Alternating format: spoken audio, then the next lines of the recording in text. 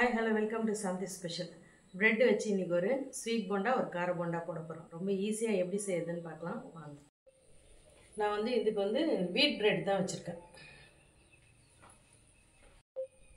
முதல்ல ஸ்வீட் பிரெட்டுக்கு கொஞ்சமாக நெய் வச்சுருக்கேன். நெய் போட்டு பிசைஞ்சால் நல்லா இருக்கணும், அதனால் கொஞ்சமாக நெய் வச்சுருக்கேன். இது கூட சுகர் சேர்த்துக்கலாம்.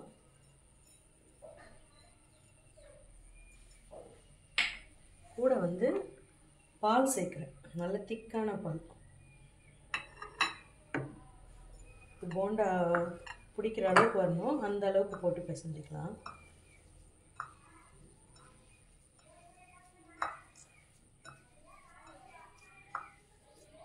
ஸ்வீட் போண்டாக்கு உருட்டி வச்சுட்டேன். இப்போ காரம், இதுக்கு கொஞ்சமாக மிளகாத்தூள் போட்டுக்கலாம். ஒரே ஒரு வெங்காயம் பொடியாக கட் பண்ணி வச்சுக்கிறேன். கொத்தமல்லி கொஞ்சம் நல்லாவே போட்டுக்கலாம், நல்லாயிருக்கும் வாசனையாக. கொஞ்சம் பெருங்காயத்தூள்,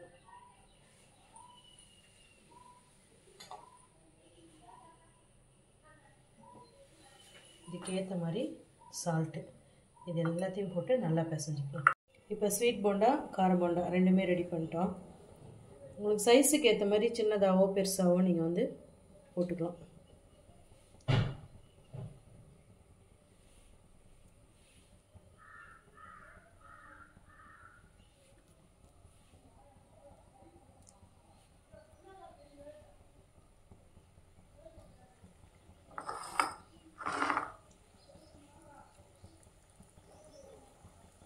நான் கூடவே இதையும் போட்டுக்கிறேன், கார போண்டாவும்.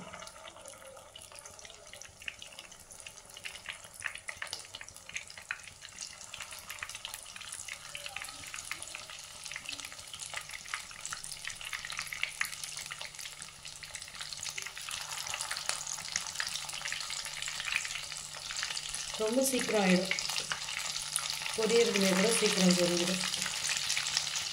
பிரெட்டு தானே.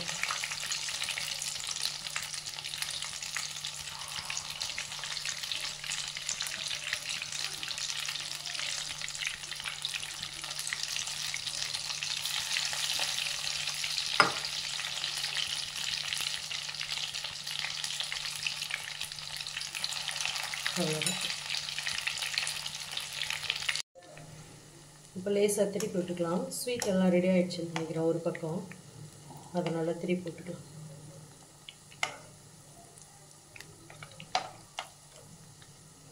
கீ இருக்குது, ஸ்வீட்னஸ் இருக்கும், அதனால் இதுவே செமையாக இருக்கும்.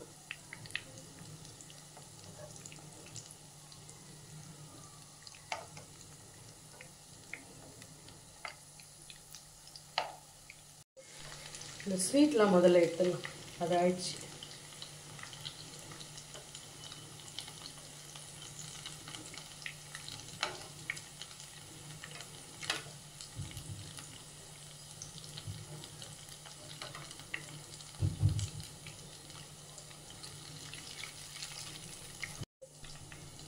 இந்த கார போண்டாவும் ஆயிடுச்சு, அதையும் எடுத்துடலாம்.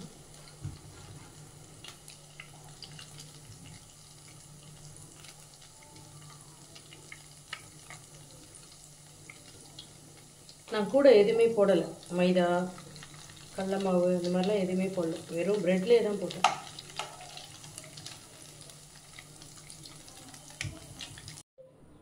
ஸ்வீட் போண்டா கார போண்டா ரெண்டுமே ரெடி ஆகிடுச்சு. செம்ம டேஸ்ட்டாக இருக்குது. அதுலேயும் இதில் நெய் இருக்கிறதுனால நல்ல டேஸ்ட்டாக இருக்குது. கார போண்டாவும் சூப்பராக இருக்குது. செஞ்சு பாருங்கள், பிடிச்சிருந்தா லைக் பண்ணுங்கள். தேங்க்யூ.